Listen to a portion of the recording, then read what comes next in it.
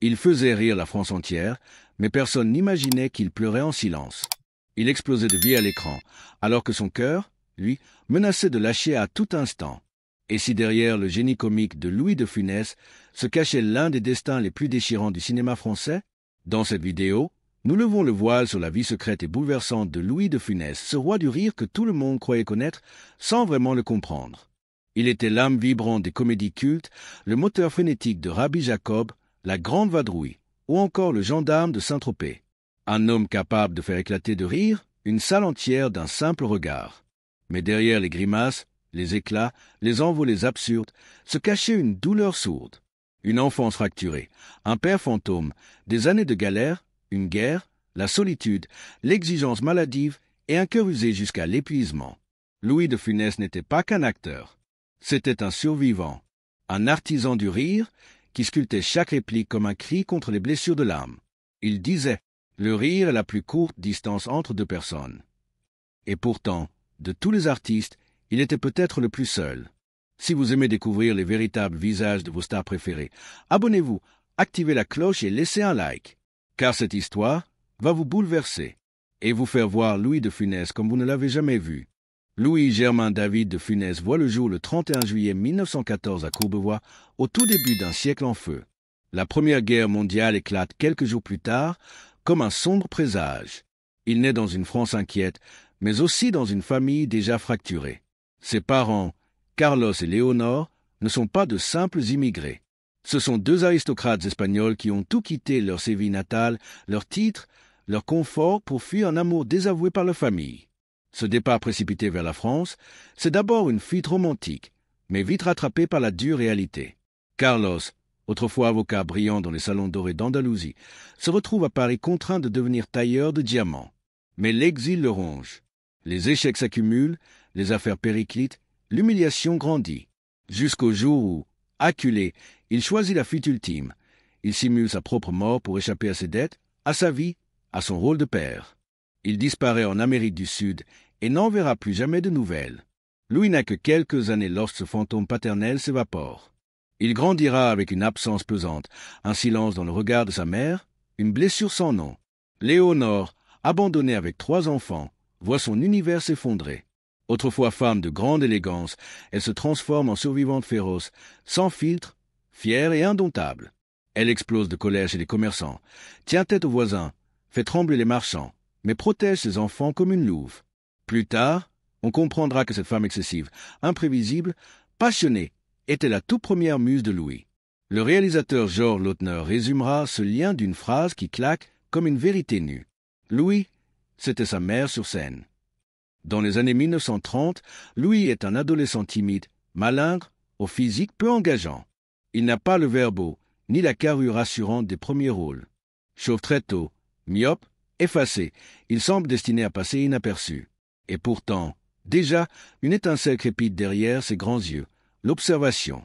Louis regarde, capte les tics, les mimiques, les travers humains, et les reproduit avec une précision fascinante. Il se passionne pour le dessin, puis pour la musique. Le piano devient son refuge, son échappatoire. Il joue dans des clubs miteux de Pigalle, devant des clients souvent ivres, parfois agressifs. Pour détendre l'ambiance, il grimace, exagère ses gestes, surjoue. Et ça marche. Le rire jaillit. Un rire franc, immédiat, qui ne triche pas. C'est là, dans ces caves enfumées, que naît le style de Funès. Un mélange de burlesque et de rythme, une comédie corporelle affûtée comme une lame. Mais derrière cette quête du rire, il y a la douleur du rejet. À cette époque, aucun directeur de casting ne veut de lui. Il est invendable, disent-ils.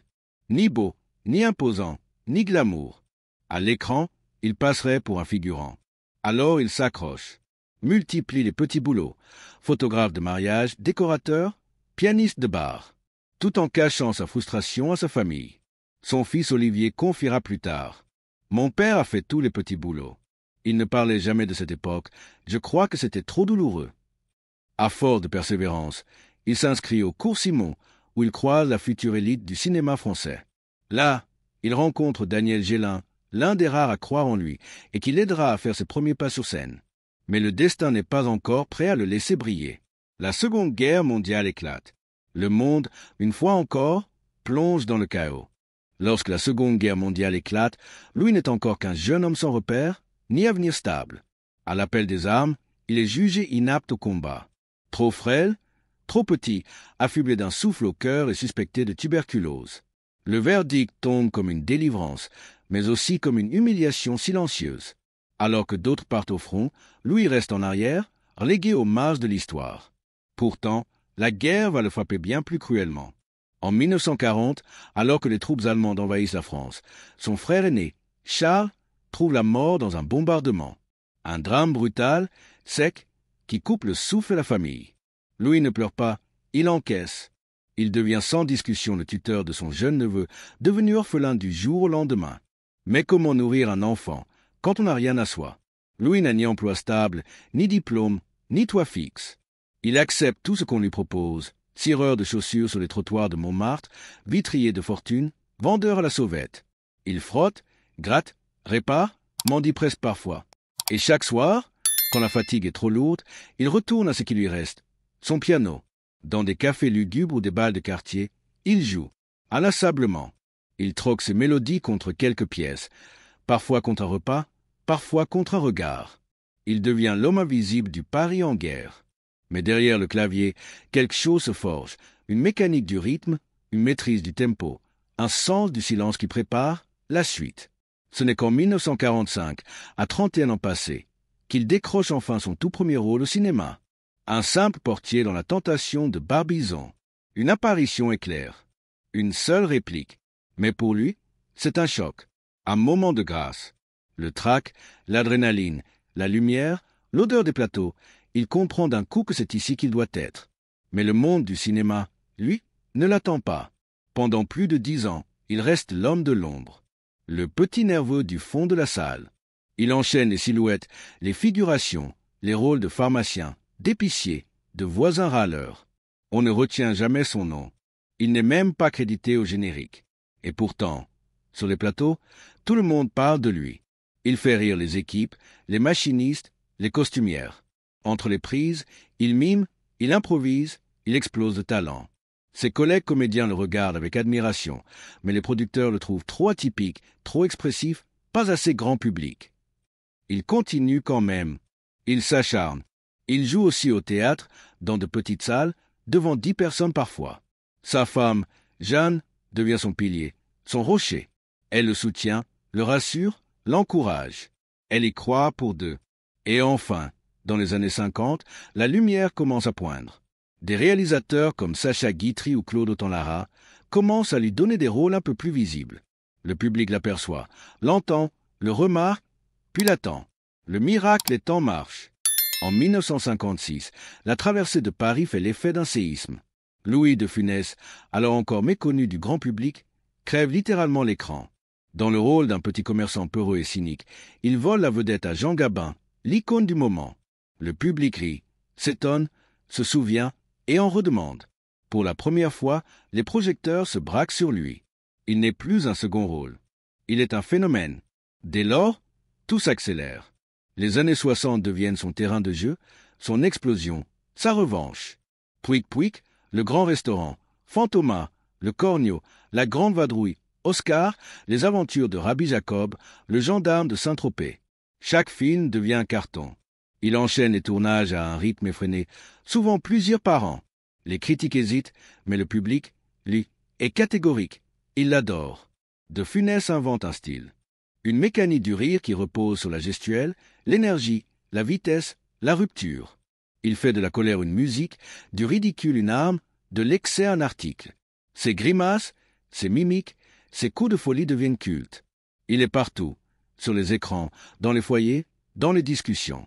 Il devient l'un des acteurs les plus populaires de toute l'histoire du cinéma français. Mais cette ascension a un prix, car derrière chaque éclat de rire se cache une exigence folle. Louis ne laisse rien au hasard. Il est perfectionniste à outrance, presque maniaque. Chaque scène est chronométrée, chaque geste répété. Il peut refaire une prise des dizaines de fois, traquant le moindre faux rythme. Sur les tournages, il contrôle tout, le jeu, les décors, la lumière, la musique, même parfois le montage. Il veut que tout soit parfait, quitte à s'épuiser. Dans les années 70, le corps de Louis commence à tirer la sonnette d'alarme. Mais il l'ignore. Ou plutôt, il le repousse. Les tournages continuent, les succès aussi. Pourtant, les crises cardiaques se répètent, les alertes se multiplient. Un infarctus en 1975 le contraint à ralentir quelques mois seulement, car l'appel du public, l'adrénaline de la scène, le besoin presque vital de faire rire sont plus forts que la douleur. Il aurait pu tout arrêter. Vivre tranquille, se retirer, profiter de sa fortune et de sa famille. Mais il ne sait pas faire autrement. Il dit souvent « Le rire est la plus courte distance entre deux êtres humains ». Cette phrase, il a faite sienne. C'est sa mission, son sens.